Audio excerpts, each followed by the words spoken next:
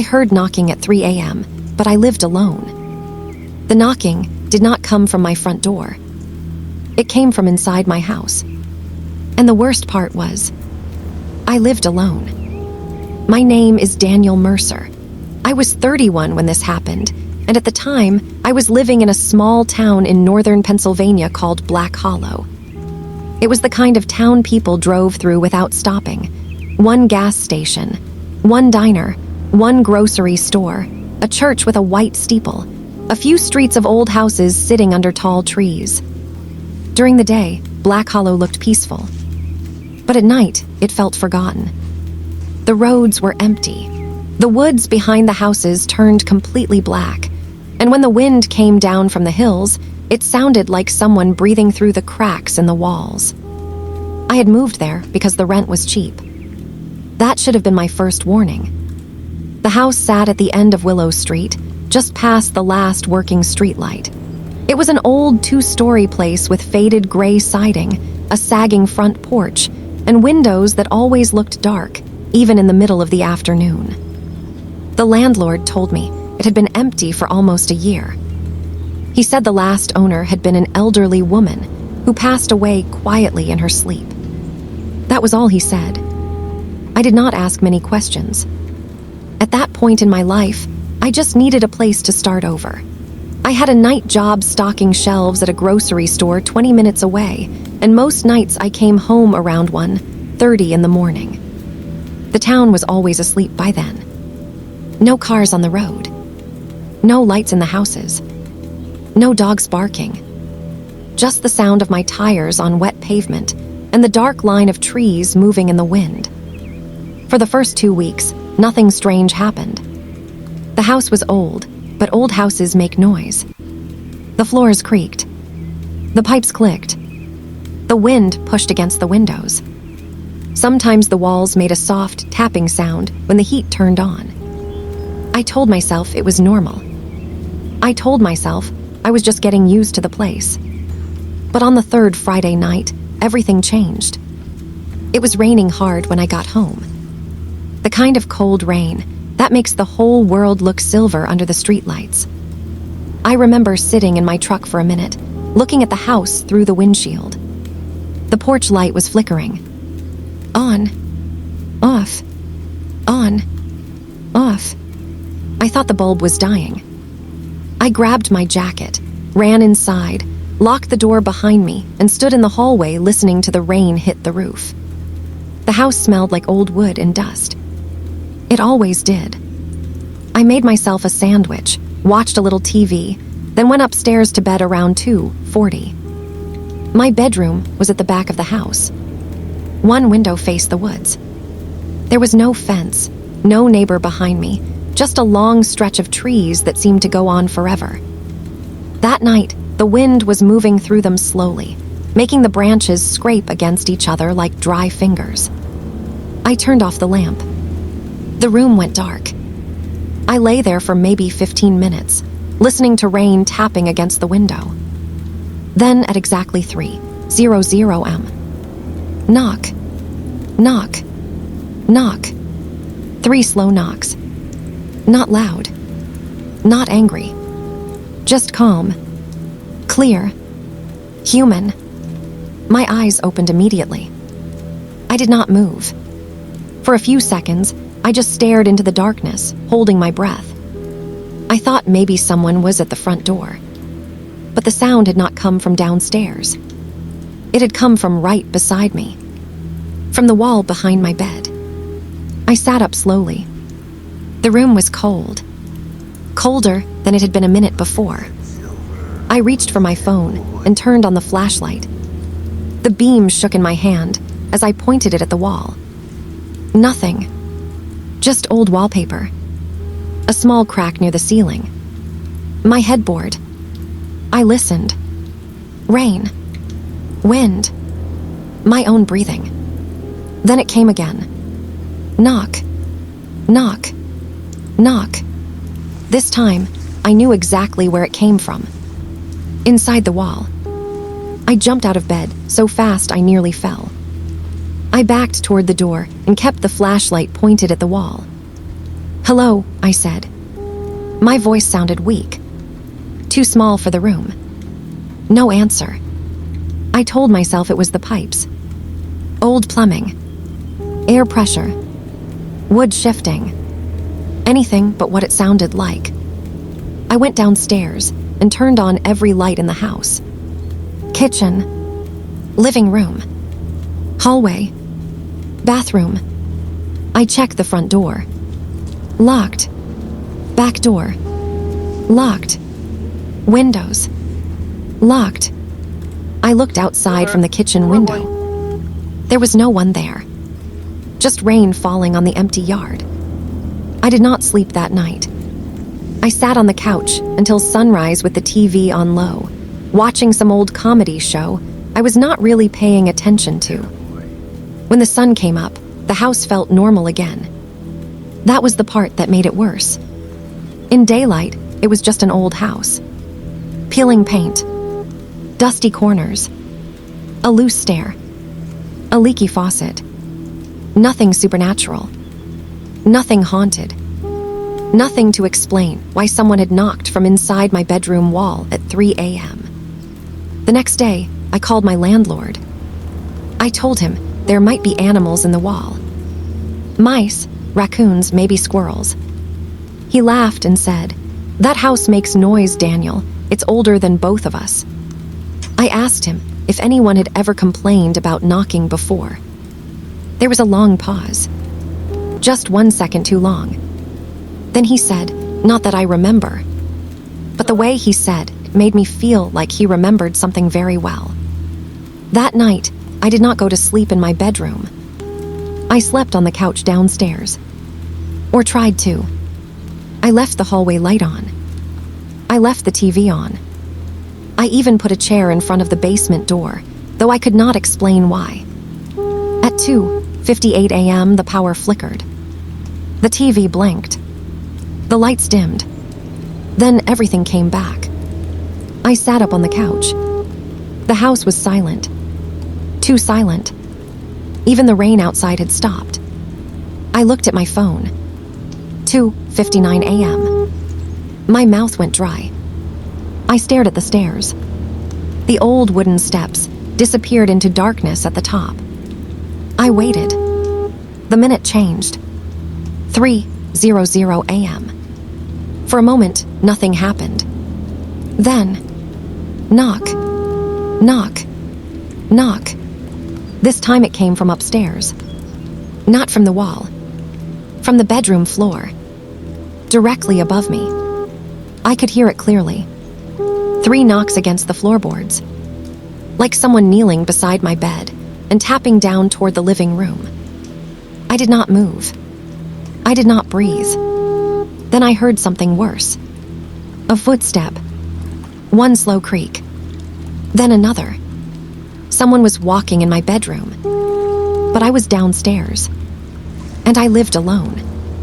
I grabbed the fireplace poker from beside the hearth and stood up.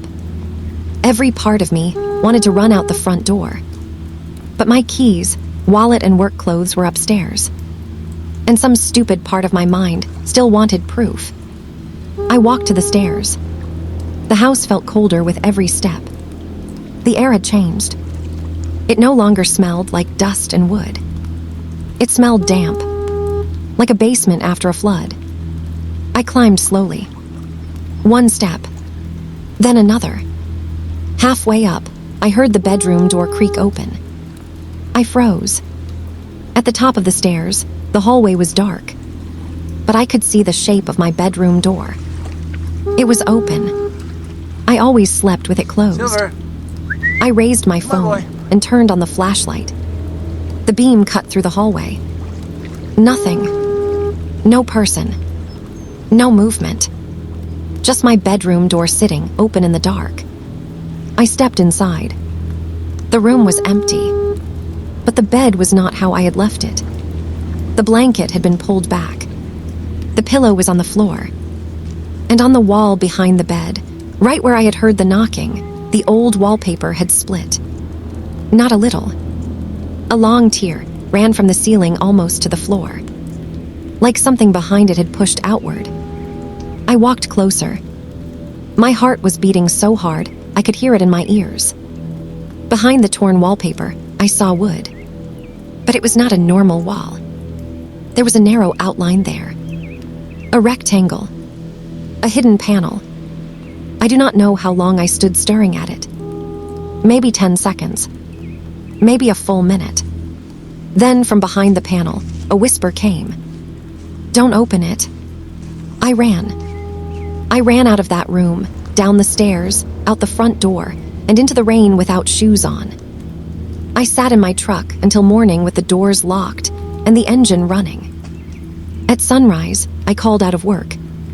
Then I called a contractor from the next town. I told him there was a hidden panel in my bedroom wall and I needed it opened. He showed up around noon. His name was Ray. Older guy, gray beard, big hands, the kind of man who had seen plenty of old houses and did not scare easily. He pulled the rest of the wallpaper away, looked at the panel and said, "Well, that's strange." I asked him what was strange. He ran his hand along the edges. "This wasn't built with the house," he said. "Someone added this later." The panel had been nailed shut from the outside. Not locked. Not sealed. Nailed. Ray pried it open with a crowbar. The wood groaned as it came loose. Behind it was a narrow space between the bedroom wall and the outer wall of the house. Not big enough to stand in. Barely wide enough for a person to sit. The air that came out was cold and stale. Ray coughed and stepped back. Inside the space were 3 things. An old wool blanket, a small wooden box, and a framed photograph. The photograph showed the house. My house. But it looked newer. The porch was painted white. The windows had curtains. There were flowers in the yard. A family stood in front of it. A man. A woman. And a little girl, maybe 8 years old. On the back of the photo, someone had written, "The Bell Family, 1964. Ray opened the wooden box. Inside were old newspaper clippings, a rusted key, and a small black notebook. The notebook belonged to the woman in the photo. Her name was Evelyn Bell. Most of the pages were faded, but some were readable. At first, they were normal. Weather, house repairs, church events, groceries. Then the writing changed. The letters got shaky. The sentences got shorter. One page said, "The knocking came again at 3. Another page said, "It knows when I am alone." And the last readable page said, "I should never have knocked back." I felt sick. Ray looked at me and said, "You should talk to the landlord." I asked him if he believed in things like this. He gave me the notebook back and said, "I believe old houses keep old stories." Then he left. I called my landlord 3 times. No answer. I drove to his office. Closed. I drove to the diner in town and asked the woman behind the counter if she knew anything about the Bell family. Her smile disappeared. She was in her 60s, with short white hair and tired eyes. She looked around the diner before answering. "You're living in the Bell house." I nodded. She leaned closer and said, "You need to leave." I asked her why. She wiped the counter slowly, like she was trying to decide how much to say. "People say Evelyn Bell went crazy," she said. "But my mother knew her. She said Evelyn was scared of that house." "What happened to the family?" I asked. The woman looked toward the window. The sky outside was turning dark again. Her husband left first, then the little girl, Evelyn, stayed. After that, no one really knows. ITOLD, or I found a hidden space in the bedroom wall. The woman went pale. Then she said something I still hear in my head. That's where she listened from. I did not understand. She explained that Evelyn believed something was living in the house with her. Not a person. Not an animal. Something that only came at 3 a.m. It would knock from inside walls. From under floors. From closets. from windows on the second story. At first, Evelyn ignored it. Then one night, she knocked back. 3 times. After that, it started copying voices. Her husband's voice. Her daughter's voice. Her own voice. The diner woman looked at me and said, "My mother told me Evelyn used to hide in the wall so it would think she had left the room." I laughed once. Not because it was funny. Because I did not know what else to do. I thanked her and left. That night, I packed a bag. I know what you are thinking. Why didn't I leave right away? I wanted to. Believe me, I wanted to. But it was raining again. My truck was low on gas, and the nearest motel was almost 40 minutes away. So I told myself I would stay one final night. I would sleep in the living room with the lights on. Then at sunrise, I would leave and never come back. That was my plan. A simple plan. A stupid plan. I locked every door. I pushed the couch against the front door. I put a chair under the back doorknob. I left the kitchen light on. I left the hallway light on. I kept the fireplace poker beside me. And I waited. The storm got worse after midnight. Rain hit the windows and sheets. Wind moved around the house, slipping through cracks and making the walls sigh. At 2:45 a.m., I heard a car pass outside. That was rare on Willow Street. I looked through the curtain. No headlights. No taillights. Just the empty road, shining black in the rain. At 2:50, the kitchen light went out. Not flickered. Went out. The hallway light followed. Then the living room lamp. The house dropped into darkness. I grabbed my phone. No signal. Battery at 46%. I turned on the flashlight. The beam lit up the front door. The couch. The staircase. The hallway. Nothing moved. At 2:59, the house became silent. The rain stopped hitting the windows. The wind stopped. Even the old walls stopped creaking. It felt like the whole world was holding its breath. Then my phone buzzed. I almost dropped it. A call was coming in. Unknown number. I stared at the screen. No signal. But the phone was ringing. I answered without thinking. For a few seconds, there was only static. Then I heard my own voice. Not a recording. Not exactly. It sounded like me, but quieter. Farther away. Like I was speaking from the bottom of a well. "Daniel," the voice said. I could not move. "Daniel, open the wall." I whispered, "Who is this?" The voice breathed into the phone. Then it said, "I'm still in here." The call ended. At exactly 3:00 a.m. Knock.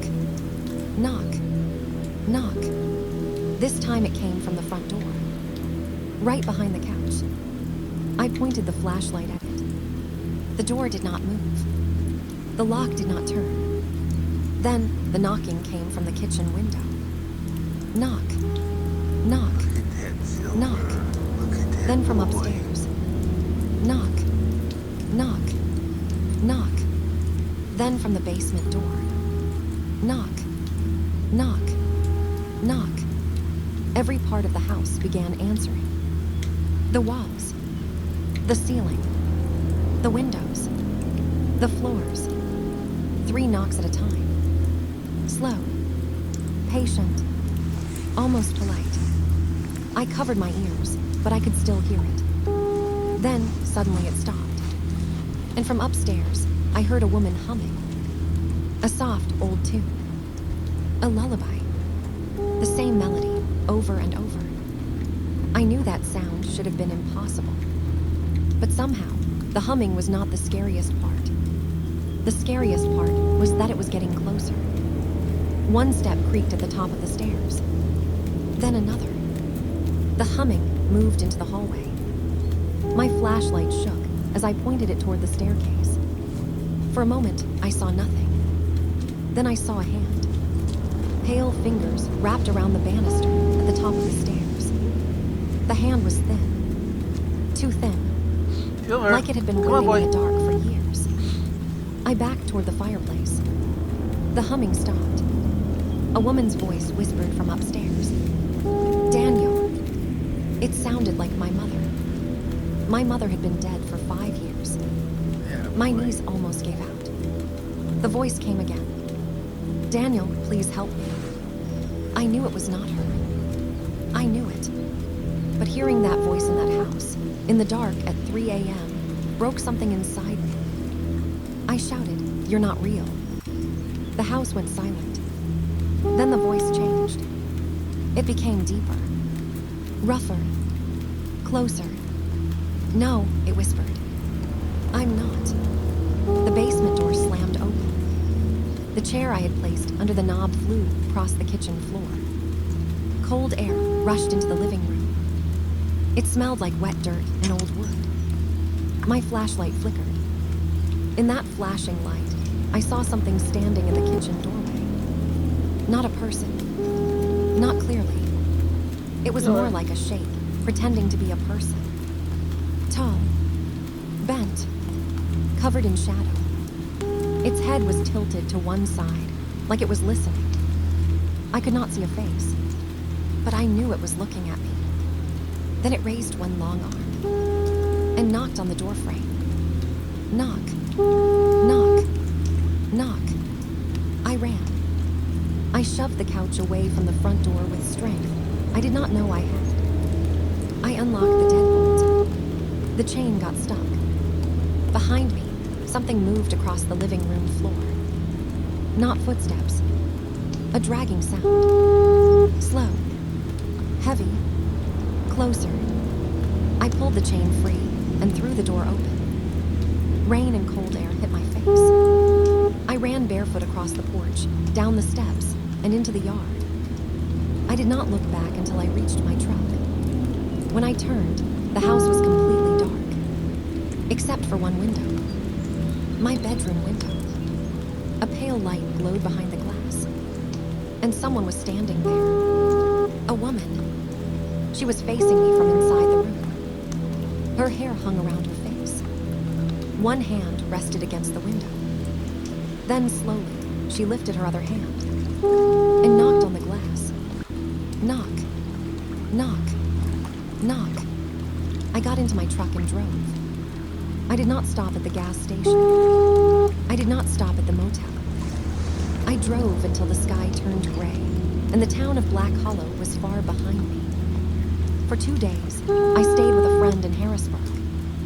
I did not tell him the whole story. How could I? I just said the house had problems, and I needed to move out. On the 3rd day, I called the landlord again. This time, he answered.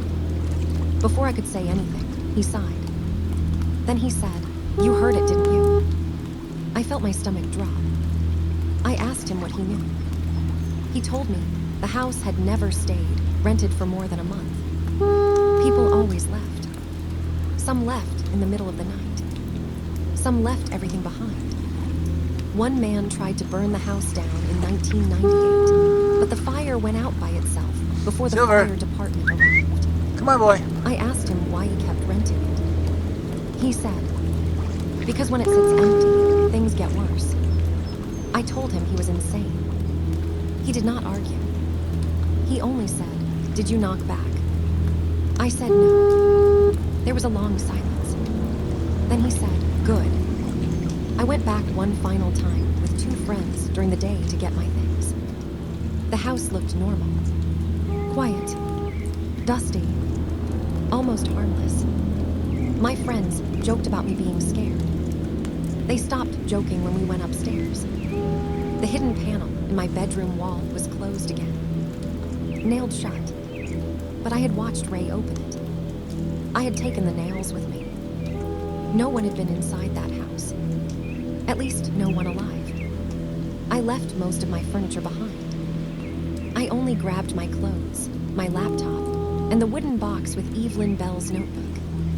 I do not know why I took it. Maybe I wanted proof. Maybe I wanted to understand.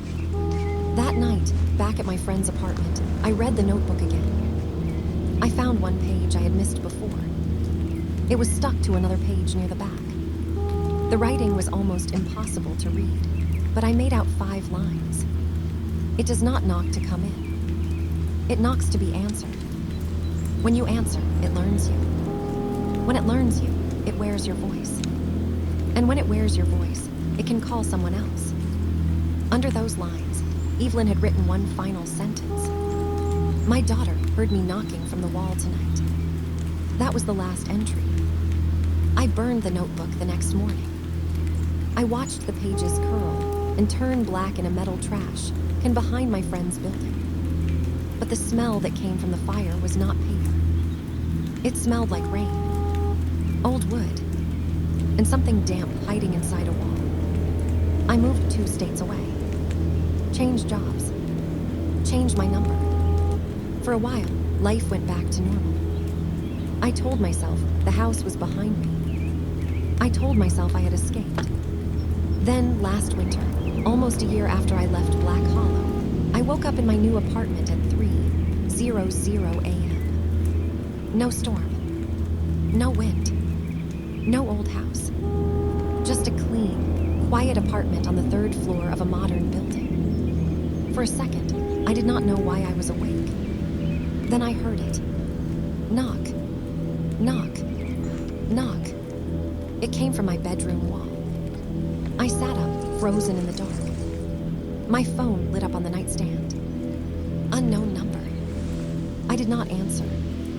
The voicemail appeared a few seconds later. I stared at it for a long time before pressing play. At first, there was only static. Then I heard a voice. My voice. Soft. Far away. Smiling. Daniel, it whispered. You should have knocked back. I moved again the next day. But it does not matter anymore. Because every few months, no matter where I live, I wake up at 3 a.m. And somewhere close, inside a wall, under the floor, behind a door, something knocks 3 times. I used to think it followed me from the house. Now I think the house was never the prison. I think it was the doorway. And I think somehow it heard me listening. So if you ever wake up at 3 a.m. and hear 3 slow knocks from somewhere inside your home, do not speak. Do not move. And whatever you do not knock back. Because last night, I heard my own voice knocking from the other side.